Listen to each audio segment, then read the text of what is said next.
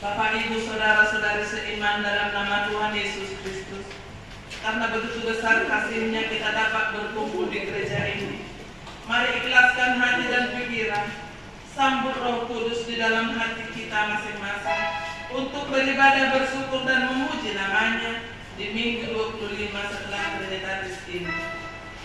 Di dalam nama Tuhan Yesus Kristus, jiwa dan ragaku sudah siap untuk beribadah dan bersukacita. Amin.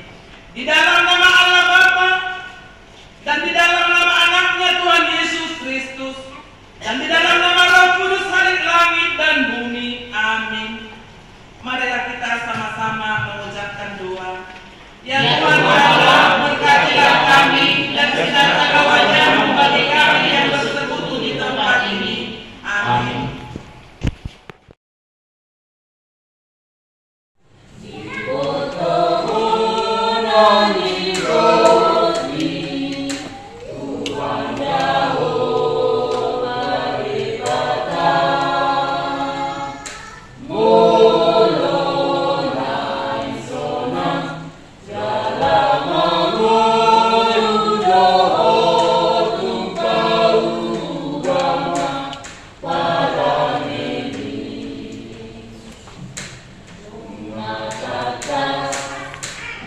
Go, go.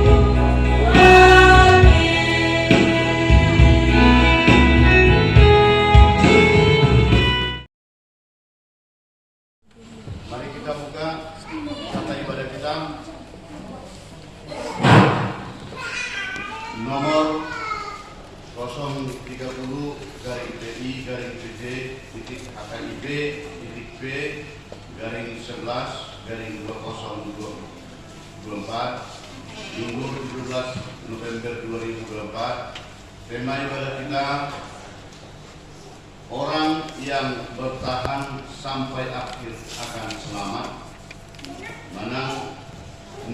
Manahan pro di ujung ido paluangna.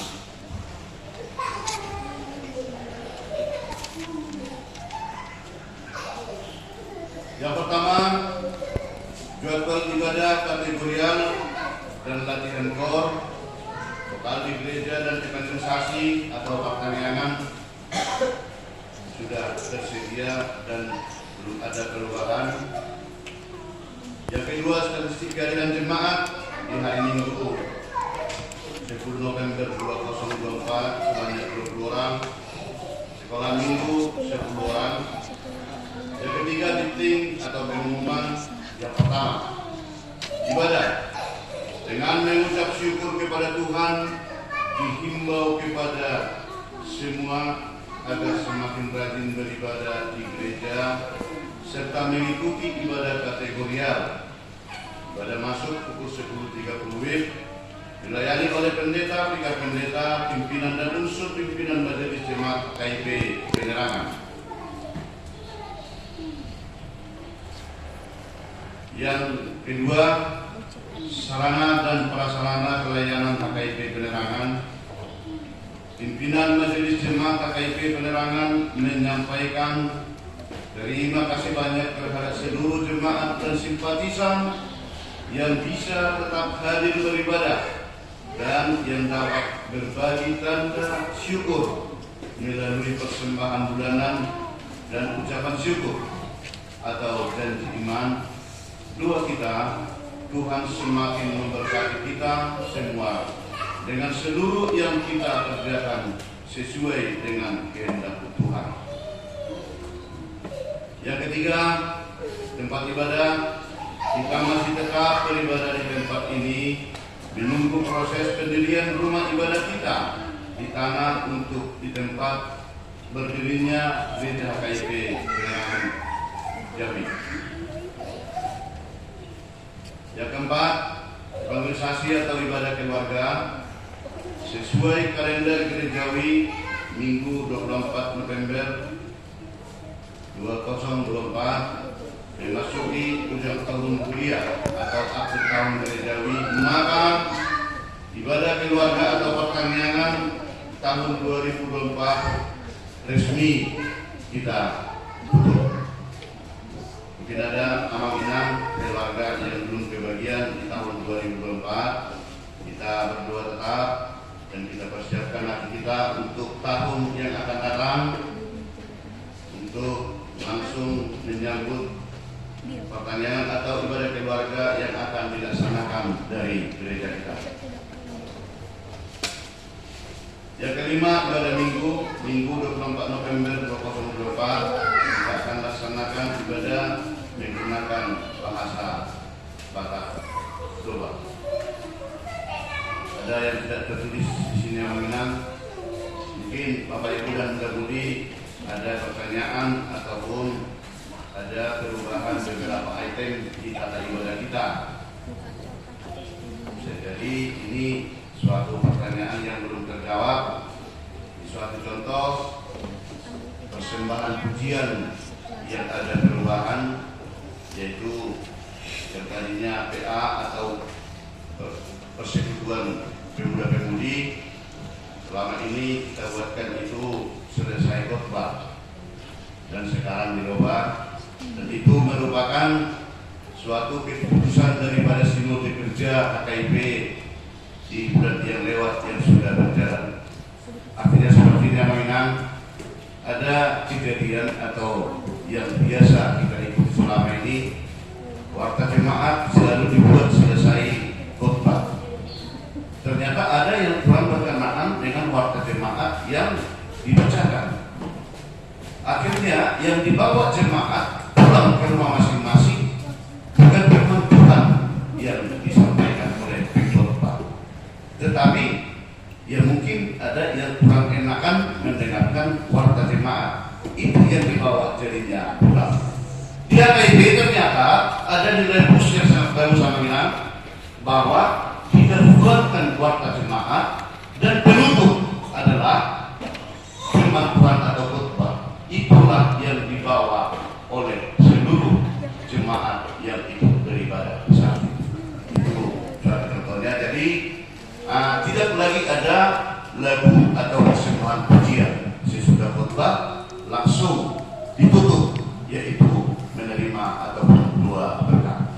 Itu suatu yang dipertegas dan dilaksanakan perbaikan dan perbaikan, yaitu ADRT atau anggaran dasar dan anggaran rumah tangga. Itu PRT HKIP, itu yang akan dikirimkan. Ada perbaikan-perbaikan yang lebih maju dan sesuai dengan pertumbuhan jemaat. Itu yang kita tulis sama Iran, sehingga untuk ke depan persembahan pujian dikedepankan dan warta jemaat. Terus di awal masuk itu sudah diputuskan di sinode yang bisa mengikuti ataupun istilahnya itu begitu kita masuk diiringi oleh prosesi lagu para pelayan hari di depan, para pelayan hari di depan, dan tidak mesti diarahkan lagi. Mari kita berdoa di dalam hati masing-masing, tidak seperti itu lagi. Sudah otomatis diiringi oleh musik yang seru, para pelayan dengan bertempat masing-masing, dan disitulah kesempatan daripada jemaat berdoa di dalam hati langsung masuk ke bawah. Itu penyeragaman di seluruh Nusantara. Penyeragaman HKIP dilaksanakan untuk lebih baik dan lebih baik lagi. Itu yang tidak tertulis sama Minang dengan nama sebelum, supaya pertanyaan mungkin ada yang tidak disampaikan, dan itu sekaligus menjawab pertanyaan Aminang dan mudah-mudahan. Terus sekaligus yang tidak tertulis di situ ada undangan dari surat masuk dari Komisi Perempuan nomor 36 Komper 2024 perihal undangan ibadah. Kepada yang terhormat Ibu Gembala, Ketua Wanita, pimpinan sidang di tempat. Shalom, salam dalam kasih Tuhan kita Yesus Kristus. Puji syukur kita panjatkan kehadirat Tuhan yang Maha, Tuhan Yesus Kristus, atas kasih dan anugerahnya bagi kita semua, khususnya Komisi Perempuan Komper PKIB Jambi, semua dalam keadaan sehat. Kami mengundang Ibu Gembala, Ketua Wanita, beserta anggotanya untuk dapat hadir dalam ibadah rutin bulanan Komisi Perempuan pada hari tanggal Selasa 19 November 2024 pukul 15 WIB sampai selesai. Tempat GBI Kota Baru, alamat Jalan Lapangan Tembak nomor 78 RT 10 Kelurahan Panglima, Kecamatan Kota Baru. Demikian undangan ini kami sampaikan atas perhatian dan kerjasamanya. Kami ucapkan terima kasih. Tuhan Yesus memberkati kita semua. Shalom. Ketua Komper PKIB Jambi, Pendeta Erni Wibowo STH, Sekretaris Komper PKIB Jambi Maya Ratu Judit, mengetahui MPH PKIB Jambi Pendeta Joy Wow ditandatangani dan distempel. Yang keempat, renungan kitab untuk 1 minggu ke depan kita berikan mainan dan mudah-mudi untuk menumbuh kembangkan iman kita dengan membaca firman Tuhan sesuai yang sudah disediakan. Yang kelima, laporan keuangan mingguan tertulis di Mazmur 65 ayat 2. Bagimulah puji-pujian di Sion ya Allah, dan kepadamulah orang membayar munajat. Persembahan pertama, persembahan kedua, dan persembahan ketiga, serta persembahan sekolah minggu, hari minggu yang sudah lewat 10 bulan 11 2024, persembahan bulanan, ucapan syukur. Yang pertama diterima oleh gereja kita dari Amang Jawa 2 H Pandianan Bogor Balita mengucap syukur kepada Tuhan atas penyertaan dan kemurahan Tuhan buat keluarga semakin bertambah sukses dan untuk kedepannya. Yang kedua dari Inang Nenya B. Semenunggali almarhum Borusi Inang Borsagala, mengucap syukur kepada Tuhan untuk ulang tahun Tiur Lesti Rolauni yang ke-7 tahun pada 4/11/2024. Panjang umur, sehat selalu, dan semakin bertambah sukacita di keluarga untuk hari yang akan datang. Uang kedua setelah presiden itu amanah bersama dengan rekapitulasi, mungkin ada yang salah jumlah dan salah nominalnya, kami mohon maaf. Tolong dikoordinasi konsistori agar tetap bisa kita perbaiki sesuai dengan yang sebelah. 2 Samuel 22 ayat 4 mengatakan, terpujilah Tuhan, seruku maka aku pun selamat dari ada musuhku. Sehingga pimpinan besok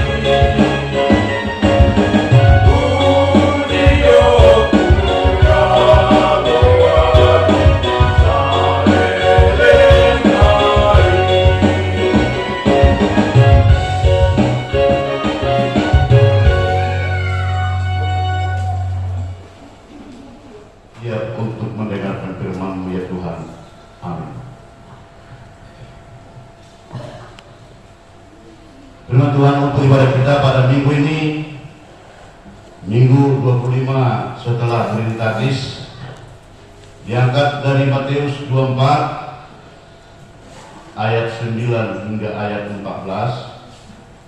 Matius 24 ayat 9 hingga ayat 14. Mari kita bacakan secara responsorial. Kami membacakan ayat yang pertama, yaitu ayat yang 9. Bapak Ibu mudah-mudi melanjutkannya.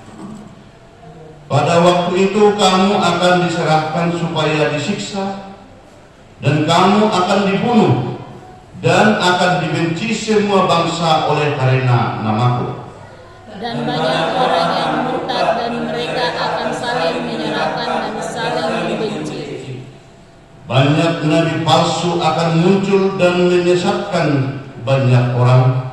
Dan karena makin bertambahnya kedurhaan, maka kasih kebanyakan orang akan menjadi dingin. Tetapi orang yang bertahan sampai pada kesudahannya akan selamat. Dan Injil Kerajaan ini akan diberitakan di seluruh dunia menjadi kesaksian bagi semua bangsa. Sesudah itu barulah tiba kesudahan. Demikian firman Tuhan, kita nyanyikan firman Tuhan kehidupan.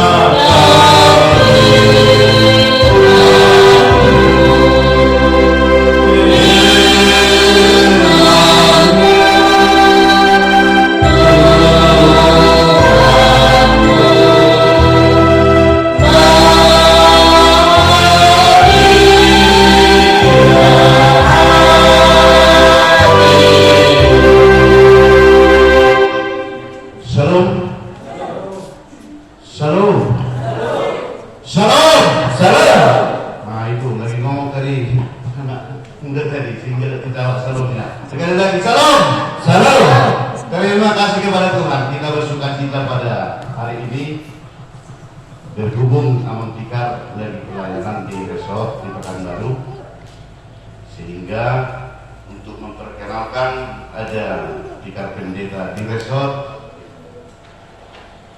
Tikar Pendeta bersama dengan Pendeta sama-sama melaksanakan pelayanan di Pekanbaru, sehingga saat ini kita betul-betul tetap mendapatkan hal yang begitu indah.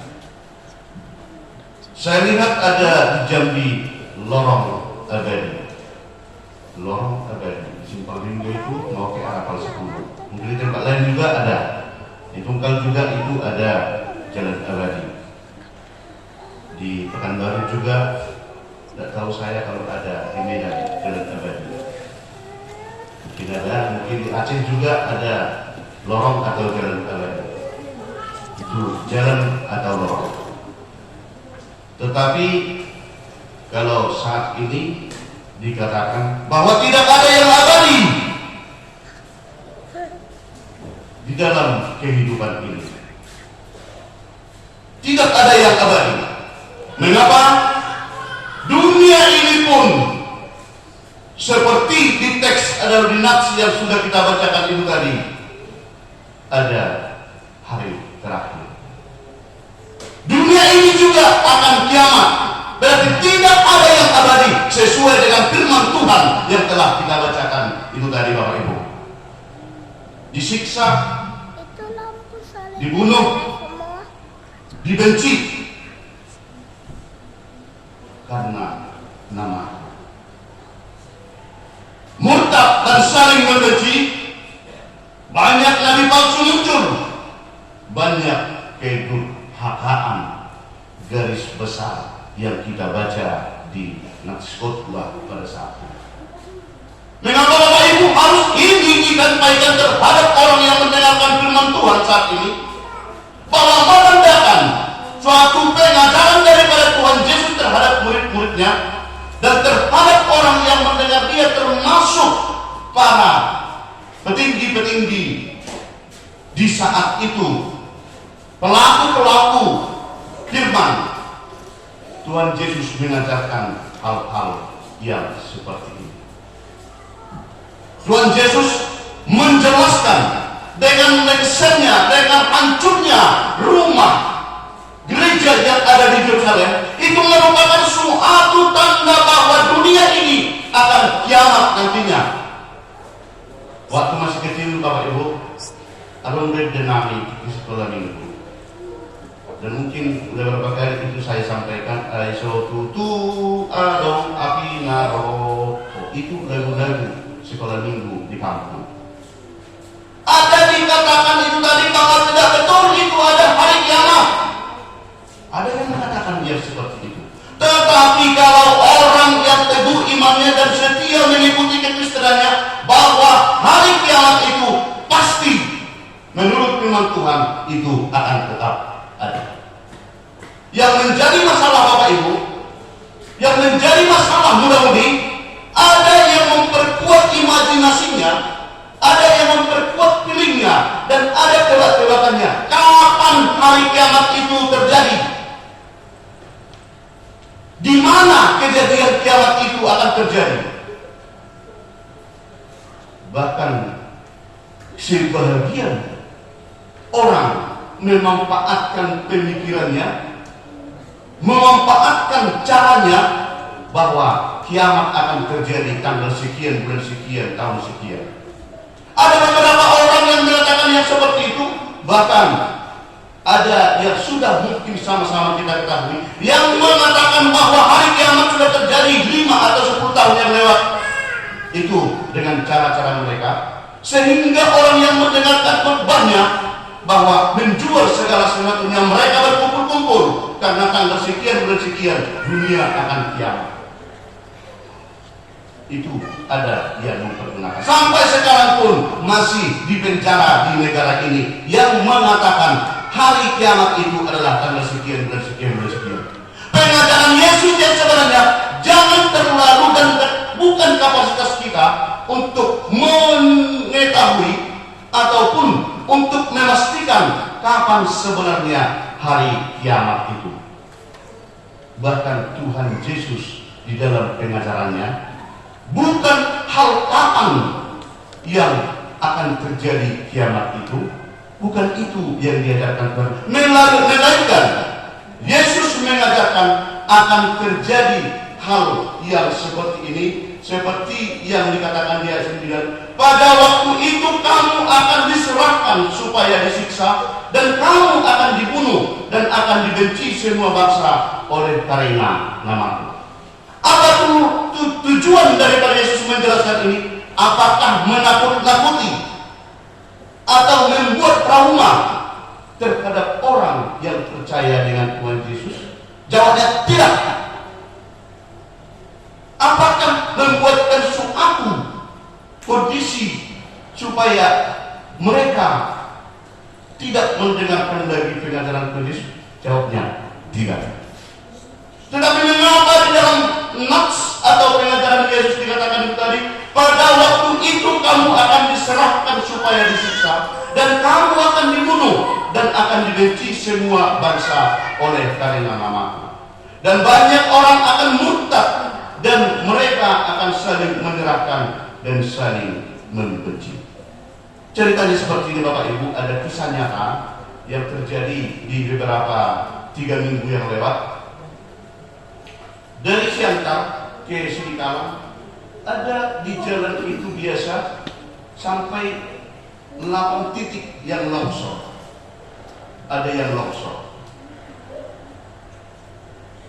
Jalan itu begitu kecil dan tidak bisa berpapasan, sehingga yang biasanya dari Siantar ke Sidikalang tempuhan tidak sampai 3 jam. Tidak sampai 3 jam. Mungkin 2 jam 40 menit. Tetapi apa yang terjadi Bapak Ibu? Saya cerita-cerita dengan teman-teman orang yang banyak, dan saya lihat kabar melalui medsos. Benar, ternyata ada yang longsor di situ banyak. Jadi apa tujuannya? Saya pertanyakan ini hari Sabtu, kira-kira bagaimana kalau mau ke Sidikalang? Sebagian mengatakan ya biasa saja, karena sepadan tetap jalan, sampai tetap ada jalan, mobil yang lain juga tetap ada jalan. kondisi ini karena saya yakini dan saya sudah dijelaskan kalau ke sana lebih bagus mengikuti jalan yang lewat dari sini, karena kalau lewat dari jalan yang biasa ditempuh terus itu pasti tidak bisa ditempuh sampai 6 jam. Bapak Ibu yang dikasihi oleh Tuhan, itu merupakan suatu pemikiran, kisah yang terjadi. Sama ada cerita dengan orang yang mendengarkan dari Sidikalang ke Siantar. Bagaimana kok bisa bersamaan? Anaknya mau wisuda di Siantar. Ditafsir selama ini perjalanan 3 jam. Taruhlah kalau jalan rusak bisa ditempuh 4 jam. Dibuatlah waktunya, anaknya jam 1 mau wisuda, dia berangkat dari Sidikalang ke Siantar jam 7:30. Apa yang terjadi Bapak Ibu?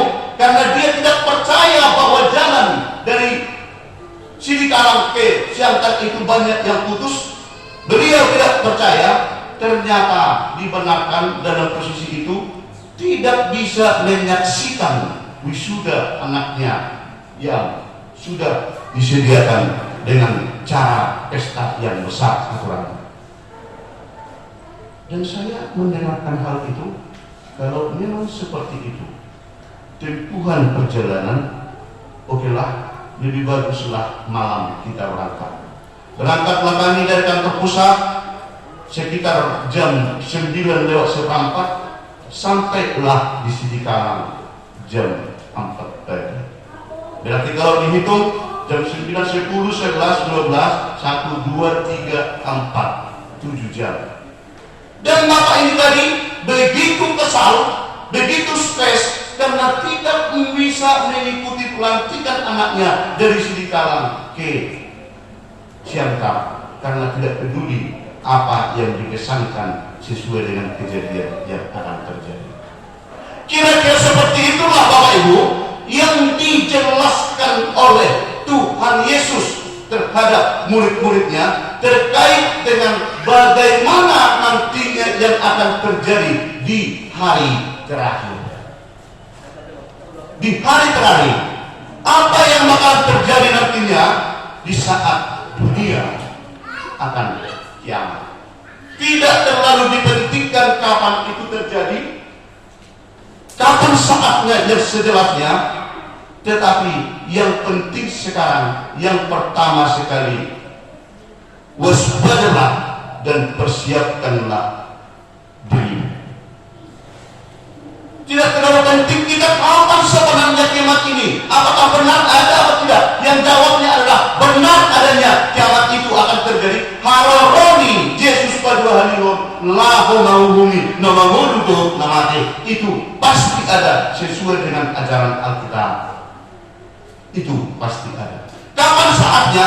Itu melalui ajaran nats, khotbah pengajaran Tuhan Yesus yang ada, yang sudah kita bacakan itu tadi.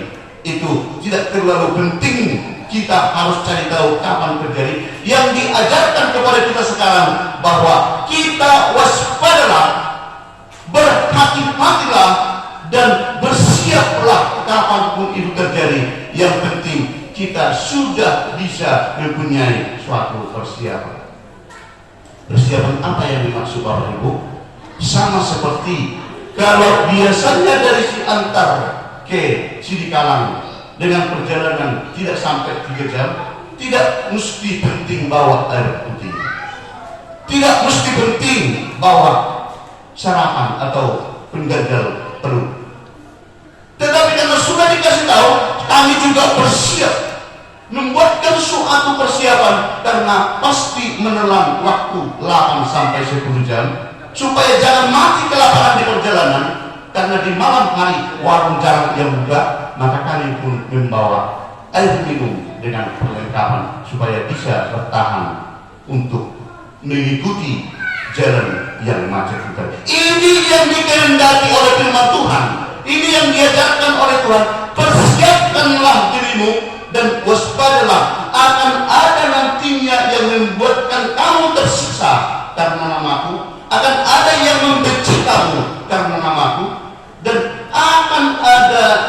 bangsa-bangsa yang membuatkan kondisi terbunuh karena mengikut Kristus. Apakah itu hanya nanti terjadi? Apakah itu sudah pernah terjadi? Jelas sudah pernah. Jelas sudah pernah terjadi yang seperti itu Bapak Ibu. Dan kita lihat di berbagai tempat, di berbagai wilayah, dan termasuk kita di saat ini. Karena nama Tuhan terlalu kita permuliakan daripada gereja kita, masih ada yang membuat kita dikecilkan. Masih ada yang membuat kita seperti disepelekan. Ini sudah nyata sesuai yang diajarkan oleh Tuhan. Maka Tuhan mempersiapkan, bersiaplah dan waspadalah, karena namaku kamu mengikuti imanmu tetap berserah kepada saya. Bersiaplah untuk menderita, bersiaplah untuk bertahan, dan bersiaplah untuk menghadapi segala sesuatunya. Itu sudah diterangkan Bapak Ibu. Dan itu merupakan suatu tanda-tanda bahwa hari kiamat itu, hari terakhir itu sudah akan tiba. Yang jelas kita tidak tahu kapan waktunya. Banyak nabi palsu akan muncul dan menyesatkan banyak orang, dan karena makin bertambahnya kedurhakaan, maka kasih kebanyakan orang akan menjadi dingin. Oleh yang dikasih Tuhan, dan sekarang juga sudah terjadi itu yang kita ceritakan tadi, bahwa tanggal sekian bulan sekian, apa yang ada harta kamu silakan jual. Kita berkumpul di sini, kita dinikmati di sini hari-hari terakhir, karena tanggal sekian adalah kiamat. Ini yang dikatakan akan muncul nabi-nabi palsu, akan muncul penyebar ajaran-ajaran yang sesat. Ini sudah dijelaskan oleh Yesus dengan sejelas-jelasnya agar mempunyai suatu persiapan yang matang dan supaya tetap hati-hati. Itu yang pertama sekali yang diajarkan di dalam nats khotbah kita dan di minggu kita saat ini, Bapak Ibu, ya Bapak Ibu, dan mudah-mudahan dikasih oleh Tuhan. Yang kedua, bertahanlah. Mengapa Tuhan mengajarkan itu? Memberitahu di hari terakhir akan terjadi seperti ini. Di hari terakhir akan muncul nabi-nabi palsu. Di hari terakhir akan muncul orang pembenci sesama dan membuatkan itu murtad sehingga tidak ada lagi kasih. Apa tujuannya itu tadi? Supaya bertahankah mereka ini dengan imannya? Bertahankah mereka ini dengan kepercayaannya? Mereka berjalan dengan kebenaran yang mengikut Yesus? Itu yang dipertegas di khotbah kita saat ini, Bapak Ibu. Bertahanlah dengan imanmu kepada Yesus. Bertahanlah dengan prinsipmu yang sudah ada di dalam diri kita dan keluarga kita. Saya lihat ada di zaman-zaman sekarang, karena sudah begitu banyak itu kendala-kendala penyakit yang berdatangan ke tubuh orang-orang Indonesia sekarang, sehingga banyak orang mempunyai diet. Kalau dari rumah, satu hari ini saya akan diet, mau ke pesta saya akan diet, tetapi melihat makanan itu yang begitu enak, gagal diet jadinya. Gagal diet karena begitu enak makanan itu tadi, bahkan besoklah dulu diet. Padahal dari rumah saya akan menahan diri dulu supaya stamina saya lebih bagus lagi. Tetapi begitu melihat makanan yang begitu enak tadi, dietnya gagal. Besok lagi lah persiapan diet untuk besok lagi, ditambahlah 2 atau 3 kali. Berarti ini suatu contoh. Bertahankah kita dengan prinsip? Bertahankah kita dengan komitmen kita kepada Tuhan yang tetap? Kita akan mendapatkan berkat yang melimpah dari Tuhan kalau kesetiaan kita dan kita tetap bertahan dengan iman kita yang sudah kita miliki kepada Tuhan. Itu yang diajarkan supaya tetap bertahan. Ada suatu kejadian, kalau ini yang dikatakan bertahanlah, apakah kita hanya berdiri atau tegak di tempat? Apakah kita tidak ikut kiri atau ikut kanan, atau tidak mau maju lagi? Ada kalau di pemain bola dikatakan itu tadi, kekuatan paling besar untuk bertahan adalah menyerang. Kekuatan paling besar di dalam bertahan adalah menyerang. Bagaimana ini? Merupakan suatu pertahanan yang paling luar biasa, pertahanan yang paling signifikan, keras, adalah menyerang. Kalau banyak musuh, kalau ada godaan-godaan iblis, kalau ada cara-cara iblis yang istilahnya itu yang membuatkan suatu ajaran-ajaran yang tidak sesuai dengan yang diajarkan oleh Tuhan Yesus seperti yang sudah kita imani, apakah kita hanya siap bertahan? Apakah kita hanya siap berdiri di tempat supaya jangan tersentuh mereka? Hari ini diperjelas juga di khotbah kita, Bapak Ibu, dikatakan bahwa tidak cukup hanya bertahan, tetapi bertahan yang kuat, ketahanan yang paling dahsyat dan luar biasa adalah serang, menyerang. Bagaimana ini supaya bisa kita laksanakan? Apa kemampuan kita untuk menyerang godaan-godaan iblis? Apa kemampuan kita untuk bertahan, untuk menghadapi nabi-nabi palsu? Adalah berserang. Kita serang kondisi itu tadi. Apa kekuatan kita untuk bisa menyerang? Tidak lain, tidak bukan, kekuatan kita adalah hanya firman Tuhan. Efesus 6 ayat 10 hingga ayat 20, di sana diperlengkapi oleh Tuhan bagaimana orang Kristen supaya bertahan menghadapi banyaknya itu godaan-godaan setan, banyaknya itu rintangan di dalam kehidupannya, banyaknya itu situasi yang membuatkan kita supaya jadi pindah agama, banyaknya godaan supaya kita takut untuk menunjukkan jati diri kita pengikut Kristus. Adalah milikilah senjata ampuh. Senjata apa ampuh yang bagaimana yang diperlengkapi kepada kita?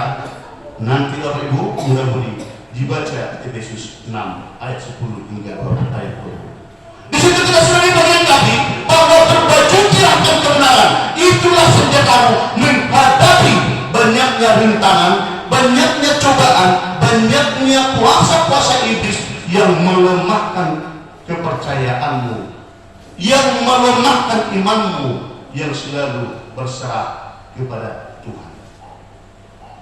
Tidak mesti kita mengambil senjata kalau kita mau menyerang, pistol kiri kanan buka.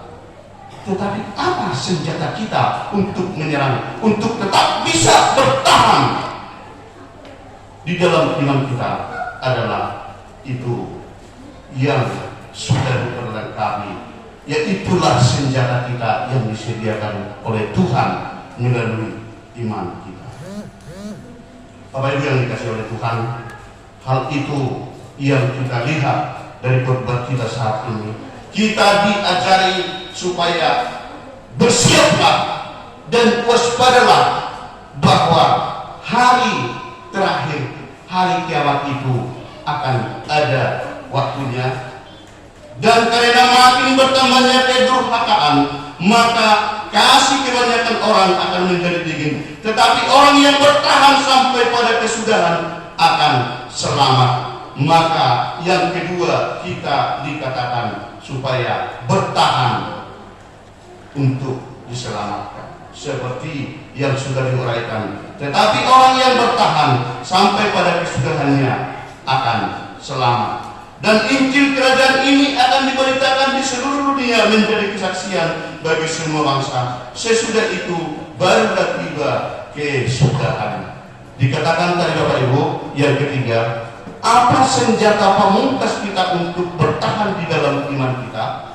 Apa kekuatan kita supaya kita mempunyai suatu senjata yang bisa untuk bertahan, tidak hanya berdiri di tempat, tetapi dikatakan di poin yang ketiga, kita akan menyerang. karena menyerang merupakan suatu senjata pamungkas kita untuk bertahan di dalam iman kita yang begitu kecil. Pada juga yang dikasih oleh Tuhan, ada kondisi-kondisi seperti yang terjadi di sekitaran lingkungan kita. Seperti di tempat Aman Sirait, itu mungkin di kota ini sering didatangi oleh tim SAR. Ya nang ya, tim SAR sering datang ke sana.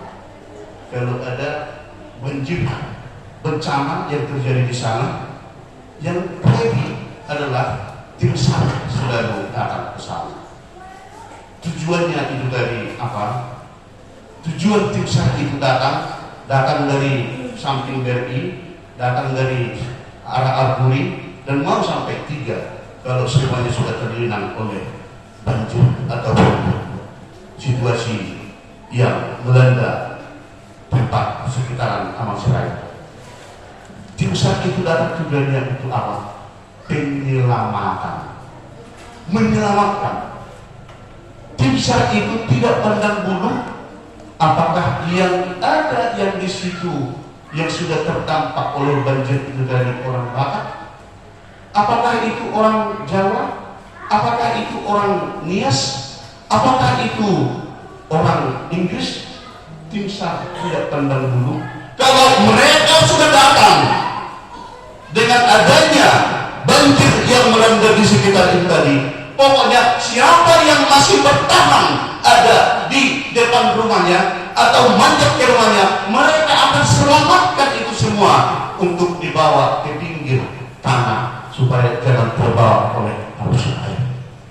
Seperti itulah Bapak Ibu cara Yesus mengajari kita saat ini juga, yang diajarkan oleh khotbah kita di saat ini juga, agar kita tetap bisa bertahan dan kita bisa membuatkan suatu serangan dengan iman kita yang ada di tadi.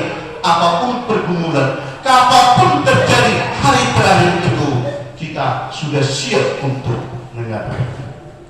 Bapak Ibu yang dikasihi oleh Tuhan, hari Minggu yang akan datang kita sudah memasuki minggu terakhir dan memasuki perlimotan tuaka nomor akhir tahun gerejawi.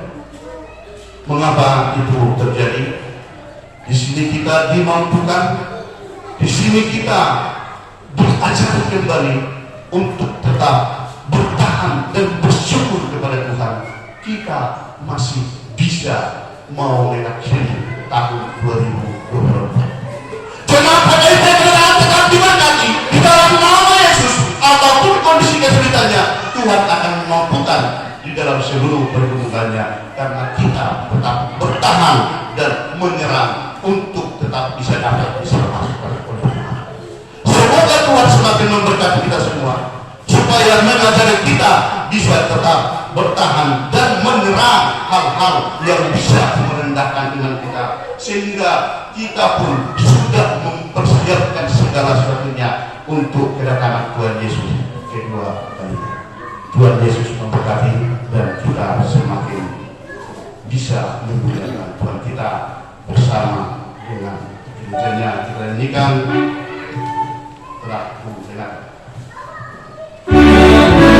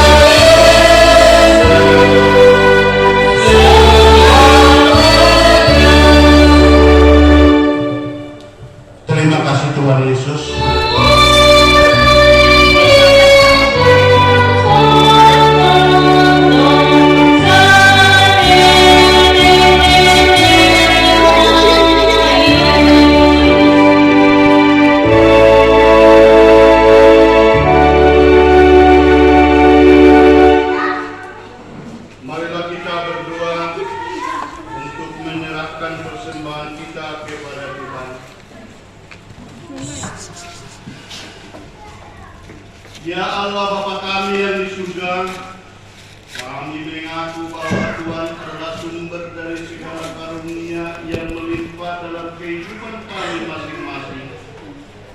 Sebagian daripada karunia itu kami serahkan kembali sebagai persembahan kepada Tuhan.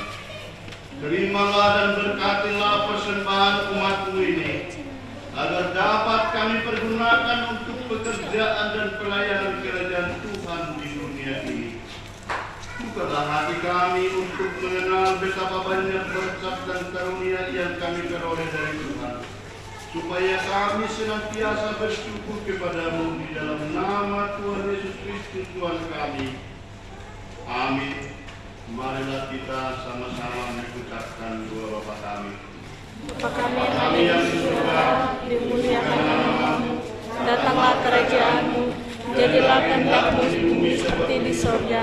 Berilah kami rezeki pada hari ini, dan kami secukupnya, dan ampunilah kami akan kesalahan kami, seperti kami juga mengampuni orang yang bersalah kepada kami. Dan janganlah masukkan kami ke dalam pencobaan, tetapi lepaskan kami daripada yang jahat. Karena Engkau yang mempunyai kerajaan dan kuasa dan kemuliaan sampai selama-lamanya.